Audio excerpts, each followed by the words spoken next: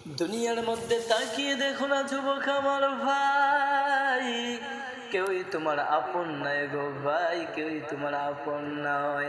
একমাত্র আমার মালিকই তোমার আপন, যিনি তোমাকে বিনা স্বার্থ ভালোবাসেন, যিনি তোমাকে কোনো স্বার্থ ছাড়াই ভালোবাসেন। কিন্তু তুমি তার ডাকে সাড়া দাও না। দৈনন্দিন তোমাকে আল্লাহ তাআলা ডাকতেছে, ফজরের সময় তোমাকে ডাকে, তুমি সাড়া দাও না। তারপর আল্লাহ আবার আসরের সময় ডাকে, তুমি তাও সাড়া দাও না। জোহরের সময় ডাকে, তাও তুমি সাড়া দাও না। মাগরিবের সময় ডাকে, তাও তুমি সাড়া দাও না। এশারের সময় ডাকে, তুমি তাও সাড়া দাও না।